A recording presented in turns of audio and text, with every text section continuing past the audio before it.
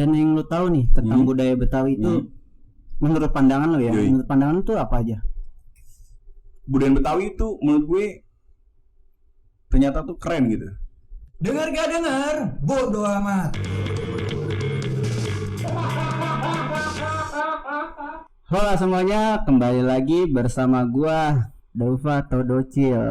Kali ini gua kembali kedatangan bintang tamu. Dia spesialis Abang None Jakarta tahun 2019. Oke, perkenalkan dirimu Abang. Oke, kenalin, nama saya Reza Muhammad Ilham. Sekarang lu tuh lagi sibuk apaan sih? Saat ini gue lagi sibuk skripsian. Kamu udah mau lulus nih cerita? Oh iya udah lulus, tinggal sidang aja nih. Tinggal sidang. Yoi, doain ya lulus. Amin. Amin.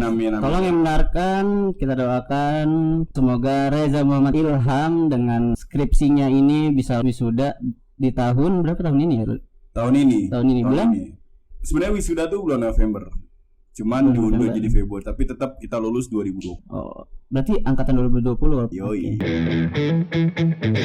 Nanti kita bakal ngebahas tentang budaya-budaya Betawi. Wow. Ya kan? Wow. Secara lu kan finalis, ya benar kan finalis ya? Iya, finalis. Abang None. Lebih tepatnya sebenarnya dari Abang None Jakarta Utara 2019. Nah, itu gimana caranya lu bisa masuk ke Abang None? Coba dong ceritain sedikit ke gue gimana caranya sampai lu bisa ke tahap finalis Abang None Jakarta Utara periode 2019. Oke. Jadi gue mau ceritain dari awal dulu ya. Gimana? Jadi pas gue semester 6 di kelas tuh gue lagi jam matkul kuliah, sebelum istirahat gue lagi tidur. Tiba-tiba temen gue bangunin kayak, Ja, nape? Lu mau nggak ngisi kesibukan? Terus si temen gue ini bilang, lu mau nggak ikut pageant? Gue bilang, gue kaget kan. Pageant apaan? Gue nanya kan, emang pageant apa lo mau masukin gue? Abang None. Wah, kaget kan gue ya. Anjay, Abang None, gila, ini mah lebih konteksnya lebih luas lagi karena lawan gue itu udah bukan ranah kampus lagi gitu. Udah semuanya. Jadi kayak gue langsung berpikir, Abang None Jakarta tuh apa ya? Yang gue tahu ya, itu kayak sebutannya punya gengsi, punya martabat yang lebih tinggi lagi gitu, lebih hype begitu lah. Secara kan itu panggung ya. Ya, dan itu lu apa ya? Konteksnya tuh di Jakarta, ibu kota gitu. Gue kaget. Yang kita tahu nih ya, lawan kita tuh range umurnya tuh dari umur 18 sampai 25 tahun. Yang dimana orang-orang yang daftar Abang None itu backgroundnya tuh sangat-sangat hebat. Gue sempat gundah gulana lah ya kan. Kenapa lu gundah gulana? Kayak antara diterima atau enggak gitu? Iya, pertama ngapain sih gue ikut gituan gitu kan? Lu mikir lagi? Iya, gue mikir lagi lah. Kapabilitas gue kan belum nyampe segitunya kan. Kayak ya, yang lu tahu lah gue dulu kayak gimana kan? Ya kan? Iya kan? Gak usah gue jelasin lagi lah. Ya, latar belakang itu yang ngebuat gue agak susah untuk maju ke depan. Tapi setelah gue beberapa kali di talk sama temen gue, teman baik itu teman kampus, teman sekitar, sampai orang rumah gitu, nyokap gue bilang, daftar kali ya. Kesempatan ini kan cuma sekali. Iya, benar. Kita kan nggak tahu ya, terima atau enggaknya itu kan yang ngatur Tuhan kan. Kita hanya menjalankan. Yaudah, karena penasaran, coba aja dulu. Kan syaratnya itu harus ada foto close up, foto full badan kiri kanan ya kan, terus sama CV. Udah kayak ngelamar kerja. Iya, kayak ngelamar kerja, bener kayak ngelamar kerja. Nah, yang kocaknya gue foto itu di dalam kelas pakai HP temen gue. Redup. Itu ngeditnya Bertrand. Gue sampai ketawa ya. Terus pas lagi gue selesai dari ngedit foto, gue ketawa dan ini gue kayak kagak niat gitu kan. Pertama itu gue nggak niat. Terus pas lagi hari besok hari Sabtunya malamnya gue lupa, gue nggak punya CV. Gue bikin CV. Gue bingung sih. Ya udah, habis itu ya udah temen gue bantuin gue bikin CV jam 3 pagi. Jadi tapi tuh jadi pakai foto yang itu juga. Terus gue baca, ya ampun, ini CV dadakan juga kan. Terus ternyata CV itu harus di print.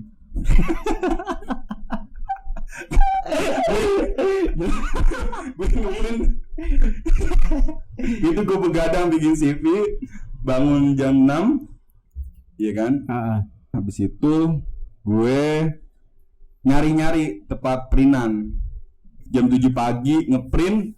Gue nyampe sana telatnya berapa menit gitu, gue lupa. Ternyata diundur 8:30 jadinya.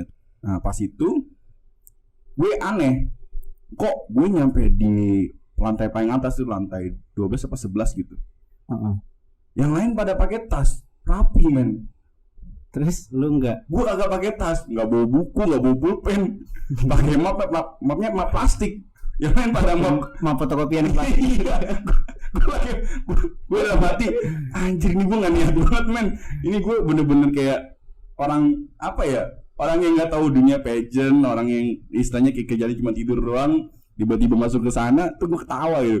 Udah mati. Anjir, ini gue nggak niat gitu. Ini gue nggak niat. Terus habis itu gue duduk kenalan. Pas di situ juga ada teman gue satu orang. Gue selalu bilang, inget banget nih di pagi-pagi tuh, gue bilang kita nothing tulus ya. Nothing tulus. Kita nggak ada niatan buat lulus. Ya, maksudnya masuk lah, lolos ya kan. Tuh gue ngomong gitu terus karena gue terlalu insecure ya kan. Karena gue liat, buset, gila ini backgroundnya keren-keren banget men. Cakep-cakep, ganteng-ganteng, rapi-rapi. Buset, gue doang kali yang pakai kemeja kotak-kotak. Gue kira cuman kayak pengarahan doang ya kan, pengarahan kayak gimana sih dijelasin gitu sama mereka. Ternyata hari itu juga langsung dites. Hari itu juga langsung dites. Interview atau gimana? Jadi tuh ada screening, public speaking, Q&A sama fokus group discuss FGD. Nah, gue pas tahu itu, gue kaget, keringetan men. Parah, itu beneran gue keringetan. Iya, gue kira cuman kayak dikasih tahu bener gimana kan, mungkin sampai sore atau sampai siang, oke fine lah, cuman kayak pengumuman biasa gitu. Ternyata dites, gue sama sekali nggak belajar, tidur kurang, gue udah mati aja lah gue di sini. Mana yang ngetes itu kebanyakan orang-orang yang dari senior Abang None terdahulu ya, kayak tahun 2010, 2009, 2005. Dan background mereka tuh kayak kalau di perusahaan-perusahaan yang masing-masing tuh udah wah gitu ya. Udah tinggi lah ya. Tinggi. Jadi Abang None itu pas gue masuk sana gue tahu mereka tuh intelektual men. Gue di sana rasanya tuh aja gue mau mati di sini, nyari mati lah intinya. Pas ditanya, pos pertama itu screening bagiannya gue. Itu kandidat tuh, maksudnya yang daftar itu kira-kira berapa orang? Pas zaman gue 230 orang. Dan lu ke nggak tahu. Gua ke 39 gitu. 39 karena ganjil tuh abang, genap tuh none. Gue 39. Ganti-gantian ya? Apa ya? Itu screeningnya. Enggak, langsung dek. Jadi dikumpulin berame-rame tuh, satu grup tuh 10 orang kalau nggak salah. Tapi nanti disuruh maju satu-satu, dan yang lihat itu ada 7 juri. 7 juri depan lu di panggung, lu ngomong pakai mic, pakai bahasa Inggris. Ada penontonnya nggak? Yang nontonin mereka, tapi di belakang tuh semua pada nontonin, dengerin kita ngomong, karena kita pakai mic di aula. Dahsyat gak tuh. Pas gue ngomong kan, ngomongnya gini. My name is Reza Muhammad Ilham. I'm 21 years old. I'm studying at London School of Public Relations Jakarta, majoring in International Relations. Gitu. Sebenarnya gampang. Cuman yang bikin panik gitu liatin 7 orang, mukanya pada kayak serius-serius banget kan. Terus di belakang lu tuh ada juri-juri lain yang nginterin lu. Lu tahu kaki gue tuh gemeter men. Gue keringetan. Parah. Gue nggak pernah ngelakuin itu sama sekali, beneran, jujur. pakai mic di aula, mati lah gue. Ya kan, udah lewat nih kan, rasa tuh seneng ya kan. Ya intinya hari itu gue mengalami rasa deg-degan yang sangat amat parah dalam hidup gue. Gue ditanya seputar budaya Betawi, apa aja yang ada di otak gue, udah gue keluarin aja gitu. Padahal gue cuman pas hari pertama gue cuma baca-baca pakai Wikipedia men. Gue baca Wikipedia pas udah duduk di dalam aula. Abang None itu seperti apa? Ondel-ondel itu apa namanya dulunya apa aja. Fokus gue cuma di Wikipedia dulu. Terus hari kedua, hari Minggu. Di hari Minggu ini lebih parah lagi men. Langsung dites sama 7 juri. 7 juri yang punya kapabilitasnya masing-masing, spesialis lah intinya. 7 juri ini adalah orang-orang yang sangat amat intelektual. Sangat spesialis dalam bidangnya gitu. Setiap apa yang kita omongkan pasti dapat nilai. Nah, lu bisa lolos itu dikasih tahu langsung pada hari itu juga atau? Oh, jadi hari pertama hari Sabtu itu kan kita pakai nomor. Iya. Pakai nomor. Jadi nanti mereka bilang, Bang Non semua nanti untuk masuk ke tahap selanjutnya di sesi kedua bakal dikasih tahu malam Minggu berarti ya. Nomor-nomor yang kita upload di feeds-nya mereka di Instagram. Nah, mereka bilang antara jam 10, 11 sampai 12 di-upload. Malam. Terus abis itu nomor gue keluar. Berarti gue hari Minggu harus datang lagi kan. Gue nggak ditemenin sama teman-teman gue yang dari kampus. Gue datang sendiri pakai motor ke Wali Kota Jakarta Utara dari Bekasi. Itu jadi gue hari kedua karena nggak mau ngulang kesalahan yang pertama, gue bawa buku sama bawa pulpen lagi. Gue nggak mau minjem kayak kemarin. Habis itu udah ternyata gue keluar nomor gue hari Minggu. Terus hari Minggu gue ketemu temen gue lagi yang kemarin samping-sampingin gue. Mereka bilang, ketemu lagi. Oh iya ketemu lagi gitu ya, satu grup lagi. Gue bilang, gue tidak akan pernah luput bilang pas hari itu, kita nothing tulus men. Kita nothing tulus. Masuk ke situ hoki men. Tahap selanjutnya hoki. Bener aja. Pas gue sampai malam, itu kan malam tuh, sampai malam jam 7 sampai jam 8 gue selesai gitu. Dari pagi pas hari Minggu. Habis itu gue tidur, nyampe rumah gue langsung tidur karena gue tahu apalagi gue nggak lolos. Karena kalau mau lolos itu pasti ditelepon sama mereka. Ternyata jam 12 gue ditelepon. Gue sambil ngantuk-ngantuk. None siapa ya? Dia None, tapi gue lupa namanya siapa. Nelfon, Bang Reza masuk ya. Nanti hari Senin datang lagi gitu. Hari Selasa Jakarta Utara. Oke. Terus gue kayak nggak percaya aja gitu. Nah, dan itu pasangannya siapa yang ngatur itu? Pasangannya mereka dilihat dari tinggi badan. Oh, mereka yang ngatur. Berapa orang? 15 abang, 15 none. Iya. 30 ya berarti. 30 betul. Jadi gua tahu Abang None itu seperti apa, kebudayaan Betawi secara keseluruhan itu seperti apa, itu gua nggak tahu. Dan yang lu tahu nih tentang budaya Betawi itu menurut pandangan lo ya, menurut pandangan itu apa aja? Budaya Betawi itu menurut gue ternyata tuh keren gitu. Unik ya? Unik banget men. Iyalah gue orang Betawi. Sama gue juga Betawi. Gue unik kan orangnya? Kagak. Anjing. Kagak, lebih unik gue lah gila. Iya. Iya, makasih. Terus apa yang lu tahu tentang budaya Betawi? Ya yang gue tahu tuh pertama gue kira tuh nama tuh ondel-ondel kan. Ternyata dalam kebudayaan Betawi sebenarnya bukan ondel-ondel. Namanya dulu barongan. Dulu dipakai zaman-zaman masih kita dijajah sama Belanda dan negara-negara lainnya ya. Dijajah kita. Dulu orang Betawi make ondel-ondel atau barongan untuk mengusir roh-roh jahat. Mengusir kesialan, segala penyakit mara bahaya gitu. Tapi seiringnya berjalan waktu sekarang dipakai buat nikahan. Sekarang buat ngamen cuy, sedih banget lihat ya. Nah ini sebenarnya ada sisi positif dan negatifnya buat ngamen. Positifnya apa tuh? Kalau dilihat dari nilai positifnya itu mereka bisa memperkenalkan budaya Betawi yaitu ondel-ondel, yaitu merupakan juga ikon ibu kota kita ya, Jakarta, secara cuma-cuma. Jadi orang-orang yang taunya ondel-ondel itu bisa cuma dipajang di pernikahan, acara-acara resmi pemerintahan yang ada di Jakarta, itu bisa dilihat secara langsung gitu di pinggir jalan gitu, dilihat bahkan masuk ke gang gitu. Jadi ini gini, kayak kita tahu ondel-ondel cuma ada di Jakarta, tapi ternyata ngamennya orang ondel-ondel itu bisa sampai Tambun, Babelan, ya kan, Bekasi. Jadi orang-orang Bekasi tahu, oh itu ondel-ondel ya gitu ya kan. Nah dari situ itu yang gue lihat dari sisi positif. Ya kalau dilihat dari sisi negatif bilang ya ngamen gitu kan jatuhnya. Sebenarnya ngamen itu sebuah kata yang emang agak cukup gak negatif banget lah intinya. Ketika bisa menggunakan dengan bijak, ya kan, dia juga dapat uang kan.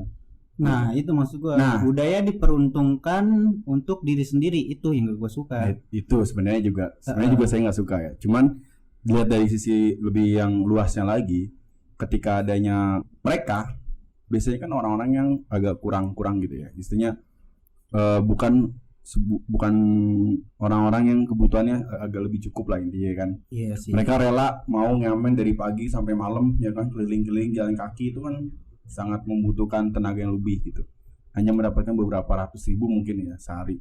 Tapi lihat dari sisi lainnya, daripada mereka melakukan hal kejahatan, ya enggak, mereka dapat uang. Mereka kan nggak maksa ya kan, nggak dikasih juga, ya udah gitu. Jadi bisa memberikan hasil ke mereka gitu misalnya. Mereka bisa menggunakan kebudayaan yang ada, mereka juga bisa dapat uang yang dari orang-orang yang berikan secara cuma-cuma gitu. Daripada melarang, mending menurut gue kita bisa memperdayakan mereka agar lebih baik lagi, lebih bijak lah penggunaannya gitu.